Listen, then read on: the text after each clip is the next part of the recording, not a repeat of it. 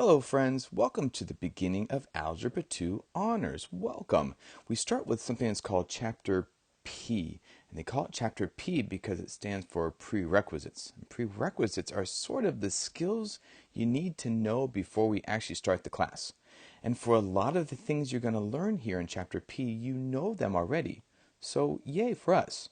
But it's probably good to go back and review these because you haven't really done algebra in a few years. Because remember, what class did you take right before this? Geometry, right? So it's good that we have Chapter P to sort of bring back these skills for us.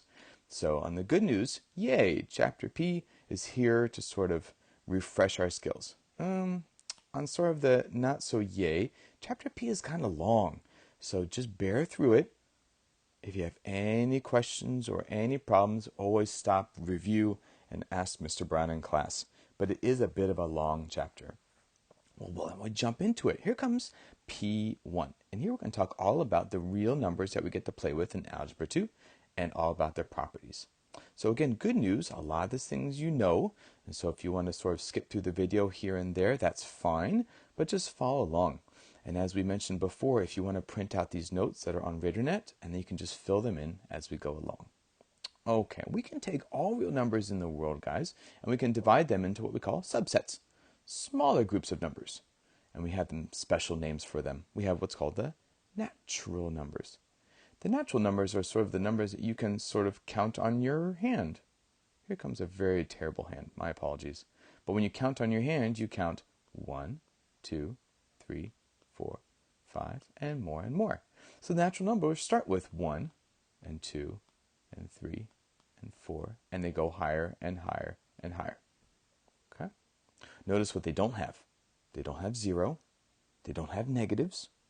They don't have decimals, really. Okay, next one. How about whole numbers? Whole numbers are just the natural numbers like we saw before, going on. But here we do include the number 0.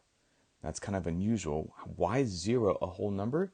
It's just by definition it is. So natural numbers, think about counting on your fingers, 1, 2, 3, 4, and so on. Whole numbers are the natural numbers plus 0. The integers here are all the whole numbers, 0, 1, 2, 3, 4, and going on forever and ever.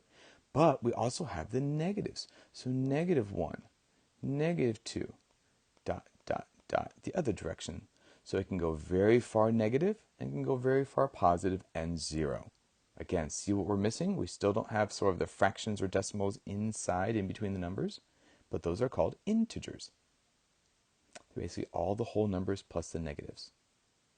Okay, let's keep going. Rational. Rational numbers are cool because they actually have, by definition, the word that it is inside. It's a ratio. And a ratio is the same thing as a fraction. For example, the ratio of A to B, or A over B. So all the rational numbers are numbers that can be written as fractions.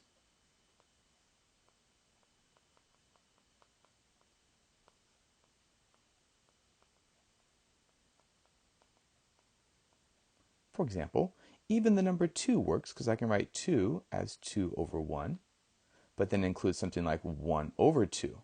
1/2 can be written as a fraction. Which means if I can put 1/2, that means 0.5 is also a rational number. Why? Because I can rewrite 0.5 as a fraction.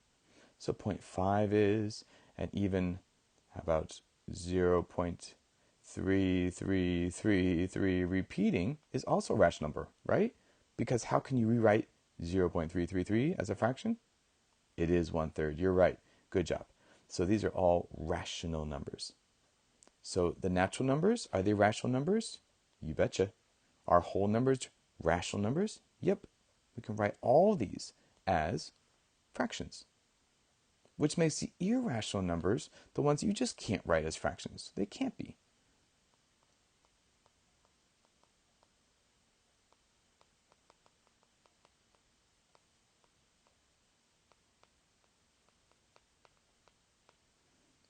So they got some of the strange numbers, right? We have like the square root of 2 is an irrational number. And you might think, well, can I just write like square root of 2 as like square root of 2 over 1? Because that's a fraction, Mr. Brown. And yeah, you're kind of right, but the numbers inside the fraction have to also be rational numbers. So you can't write square root of 2 over 1 because square root of 2 by itself is still not a rational number. Even like the square root of 7 is also a rational number.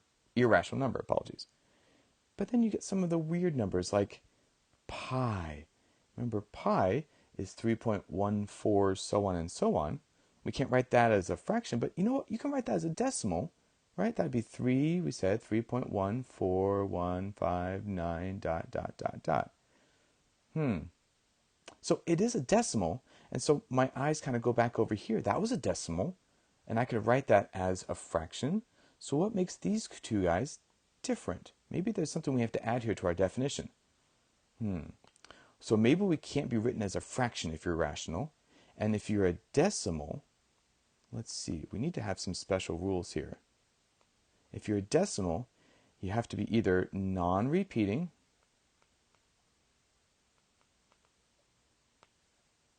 or non-ending or non-terminating. We use that word sometimes.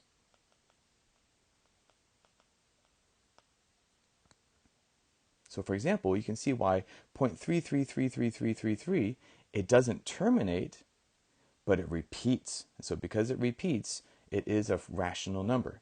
But something like 3.14159 is also non-terminating, but if you go through all the digits of pi, it's non-terminating and it's also non-repeating. So that's what makes it an irrational number. All right, so let's take some examples here on the bottom, guys. Let's see. Can we sort these into naturals, wholes, integers, rationals, and irrationals? Let's give it a try. Let's just group it by letter here. So for part A, let's see if we can label all the natural numbers. Now remember natural, if you need to go back up to the top of notes, those are ones you can count on your fingers. So square root of 5, no. Negative 7, no. I can't count negative on my hand. Negative 7/3, no. 0, no. I can't really count 0 using fingers. 3.12, 5 over 4, negative 3. Ooh, 12. 12 I could. And 5 I could too. So for part A, the only natural numbers would be 12 and 5. Let's do one more together and see if you can do the rest. For part B, how about the whole numbers? Remember, whole numbers were numbers you can count on your hand plus 0. Well, we just said it, so therefore 0 is one of them. And then we can take all the numbers that you can count on your hand, all the natural numbers on the list, 12 and 5. Okay, can you try part C, D, and E? Go for it.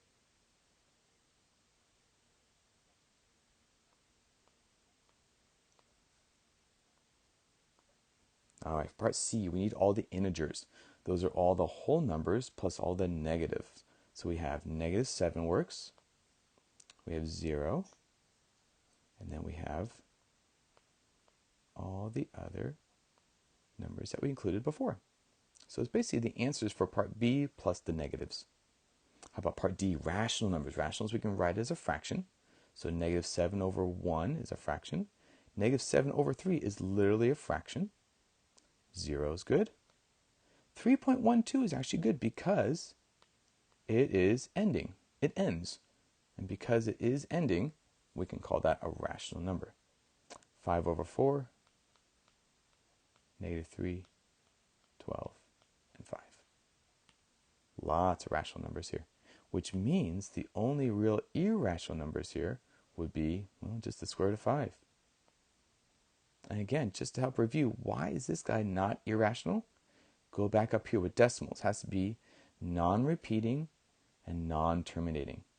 So this one does terminate, and because he does terminate, he is a rational number. If he kept going on, what if he was, say, 3.12121212 dot, dot, dot? He's non-terminating, but do you see how he's repeating? So that would also be a rational number. It would have to be something that was non-terminating and it also doesn't repeat.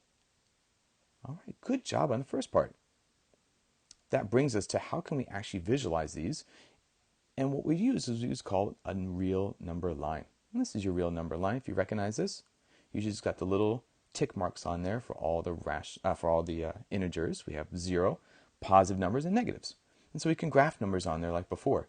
So if I'm going to graph, say, where is 4? Where is 7? Where is -2? And where is, like, 1/2? Let's see, 4 would be literally on the hash mark, little tick mark for 4. 7, unfortunately, I didn't make enough spaces. My bad. 6, 7, there's 7. -2, let's see, I can either go in the negative direction on the left. There we go, there's -2. And 1/2 is right between what two whole numbers? 0 and 1. Okay, so somewhere right in the between 0 and 1, that would be 1/2. Okay, can you try this example number 2? Can you graph those three numbers on the number line? You might need a calculator for maybe that square root of 2 to get an idea, but give it a try. All right, I'm going to put -4/3, which is a little bit smaller than -1, because it's -1 and another third. So I'm going to go to -1 and go a little bit more to the left, like a third of the way, and that's -1 and a third, or -4/3. Square root of 2, put that in the calculator. That's just a little bit more than 1, isn't it? About 1.2, 1.3. So I'll put that here. And 2.7 is a bit more than 2.5. So if I imagine where 2.5 is, it's a little bit more there. And there you go. Now, once you graph things on the number line, the great thing you can do is you can start comparing them. And I can see that the green number is definitely more to the left than these other numbers. These are more to the right. And remember, if something's more to the right on the number line, we can use the symbol greater than. And if it's more to the left, we can use the symbol for less than.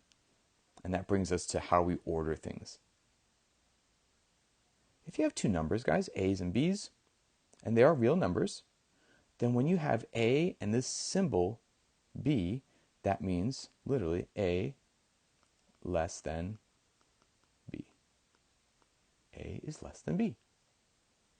If we go the other way around, we have A is greater than B. Now, look what we have here. Now we add a line underneath. When you add a line underneath, that means it's greater than or less than, but also equal to. It's as if they took the less than sign plus the equal sign and they kind of mashed it together. And they made that. So this means A is less than or equal to B. And similarly, at the end here, we have A is greater than or equal to B. And that's how we can use that. So let's take a couple examples here. Can you first, for number 2 here, friends, can you put these two numbers on the number line? Can you plot them? And then fill in this inequality here. They're definitely not equal to, so what is the inequality symbol? Go for it. All right, I'll put -3.5. It's a little bit more to the left of -3, halfway through. And then I have 1 is literally on the tick mark for 1. It looks like 1 is to the right of -3.5. -3.5 is to the left. They're not equal to, so I'm just going to strictly use the less than inequality symbol. So -3.5 is less than 1. That brings us to how we can actually group things into real intervals on our number line. We have two different types. We have, it's called bounded, and then we'll also see what's called unbounded intervals. And here's the notation. So I bet a lot of these over here on the right side, this inequality is probably familiar, but I wonder if this notation is familiar. So this one on the left might be a little bit new for you. So check it out.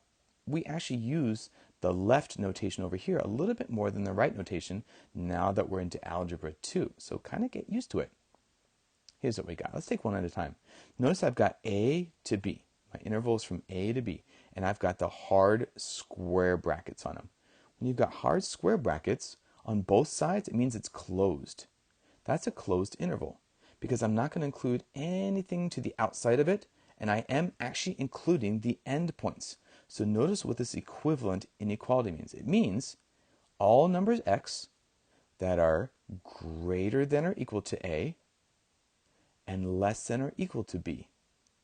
So we use the equal part of that because there were brackets. Brackets include the endpoints. It is sort of the equivalent of equal to.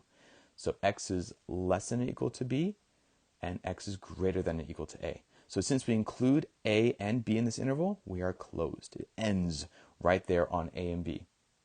What if we graphed it? If I made a sort of mini number line here, to make it easy, I'll just write a and I'll just write b. Now there's a couple ways that you might have learned this in the past. I'm going to draw what it means to be greater than or equal to a and less than or equal to b. Maybe you learned this way. I'm going to put a solid dot on a because it's equal to, a solid dot on b because it's equal to b. I'm going to sort of shade everything in between. That's the equivalent of x is greater than or equal to a and less than or equal to b, or the interval a to b, closed. Some people might have done this way. They drew the dot above and did the line above that. That's another way to do it. They didn't do it on the number line, did it above the number line. And that's fine too. Means the same. The next one, friends, is this one here. It's from a to b, but notice that we use the parentheses, not the square brackets, which is not as strong. So I don't actually touch a and I don't actually touch b. So it's hard to see where it ends. It doesn't go farther than a or b, but how close does it get? We don't know. So it stays open. Here's the equivalent inequality. I am greater than a and less than b, but not equal to. So notice it doesn't have the equal to because it has the parentheses in the notation. Shall we graph it? We have a, we have b. Now, because it's not equal to, let's use the open circle, not the dot. We're not going to fill it in because it's not equal to. And we're going to still fill in all the numbers between a and b, but we just do not include a and b. All right, the last two here are basically just combinations of the top two. So this is square bracket a goes to b parentheses. Now it's not open or closed because it's sort of uneven. It's sort of closed on the left, but it's open on the right. So we don't give an official interval type for that one. Okay, can we write the inequality for this one? This would be all x that are between a and b, but how? Well, I know I'm greater than a and I'm less than b, but which one am I touching? Ah, do you see the square bracket here? That means I'm actually greater than or equal to a, but not greater than or equal to b. If we were to graph this one, just use a combination of open circles and dots. So I am touching a, so I'll use the dot, but I'm not touching b, so I'll use the open circle, and everything in between. Can you fill in the last one? Good luck. All right, this one is sort of open on the left and closed on the right. So we don't have a really fully interval type. I would write this as x between a and b, but notice I am including b here. So it is less than or equal to b, but just greater than a. Graph. How about a, b?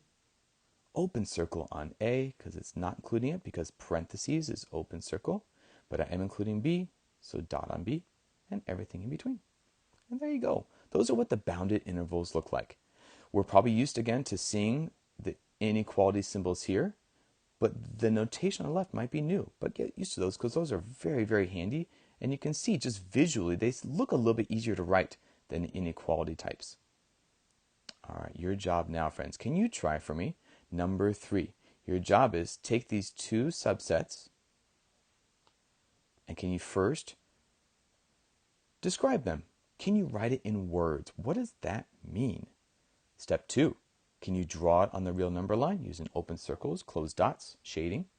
And then finally write, is it bounded or is it unbounded? All right, good luck.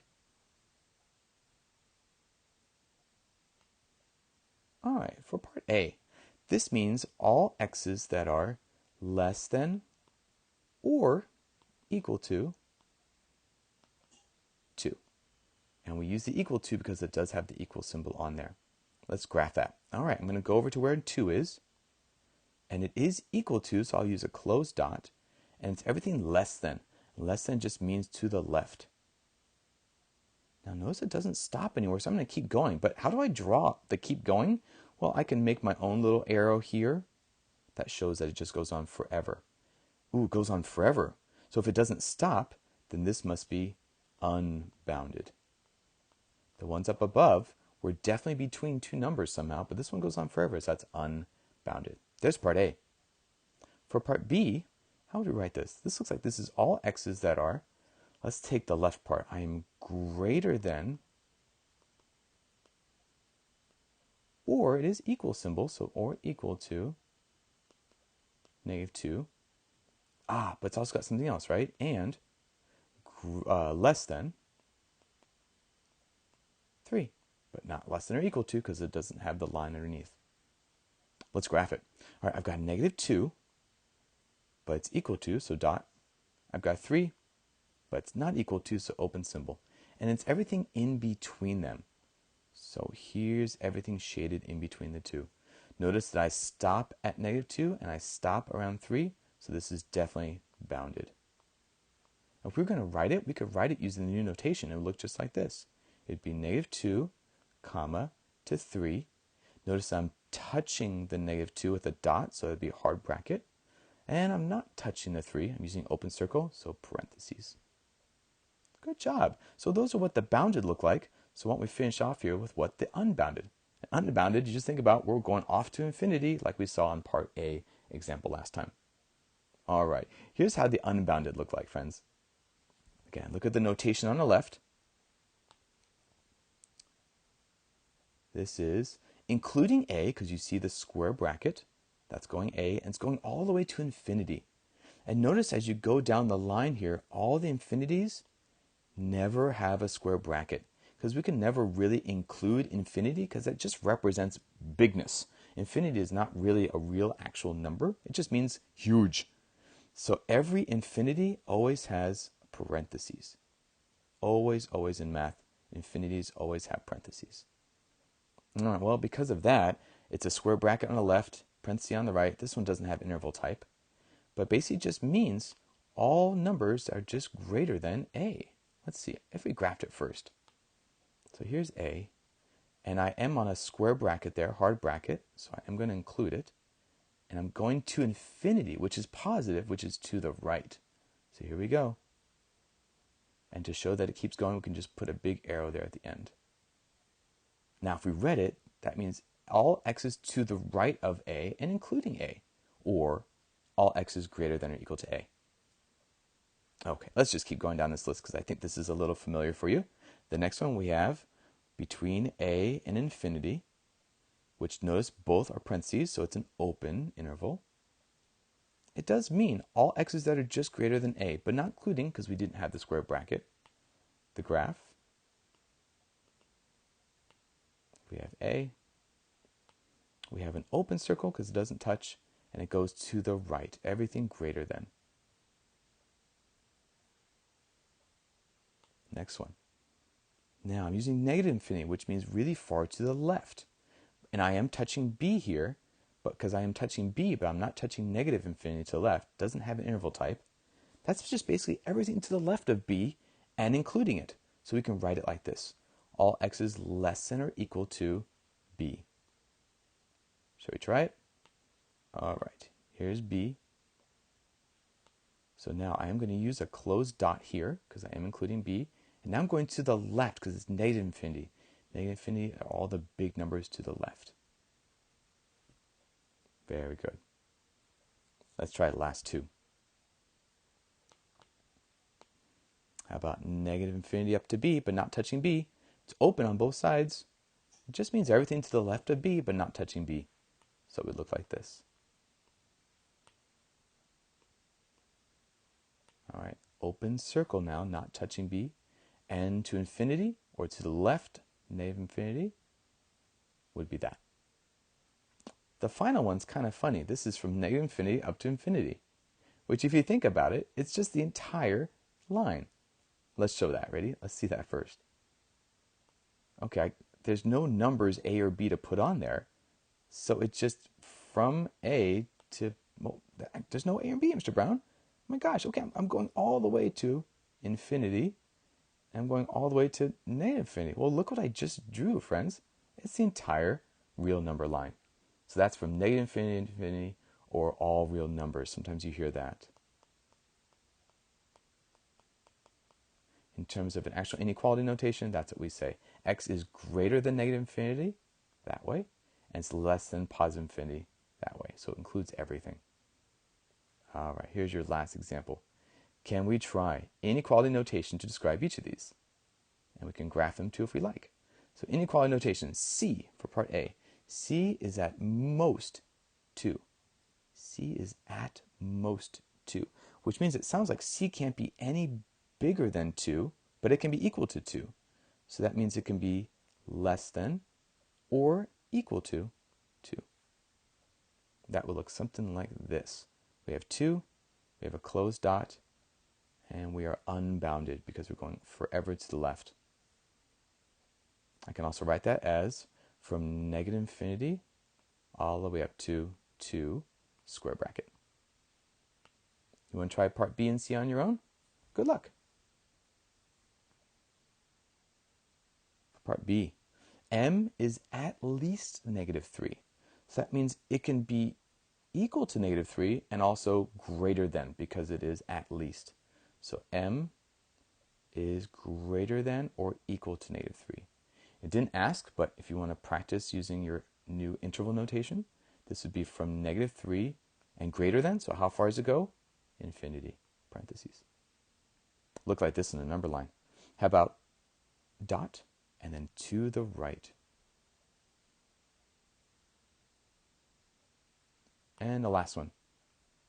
All x that are in the interval negative 3 to 5. Notice I'm not touching negative 3, but I am including 5 with the square bracket. So that would be x is, let's see, I'm greater than negative 3, but not touching. And I'm less than or equal to, because of the square bracket, 5. There we go. On a graph, let's see, I'm not touching negative 3, so open circle. And I am touching the 5, so I'm going to use a dot. And it's everything in between, everything in this interval. This one actually is bounded, right? Because I am stopped by the 5 and the negative 3. Last one. Can you give, just in words, a description of each of these? All x's that are what?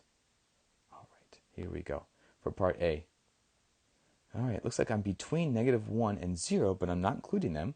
So I'm going to say all, let's see, all numbers? All x's? It's up to you. I'll say all x greater than negative 1 and less than 0. Notice I didn't say greater than or equal to, or less than or equal to. Part B. Let's see, a verbal description. This looks like I'm starting with 2 and I'm going really far to the right to infinity, and I'm including 2. So I can say all x, let's see, I'm going to the right, correct? So all x greater than or equal to 2. All x greater than or equal to 2. And because it keeps going forever, I don't have to say it's less than anything. It just goes all the way to infinity and it's unbounded. Last one. This one looks like I'm going from 0 all the way to the left, really far to negative infinity. So I can say all x, how about less than, not equal to, because you see the parentheses, all x less than 0. And that will include everything to negative infinity. There's your beginning to section P1. Good for you. We'll continue on the rest of P1 in the next video. Great job, everybody.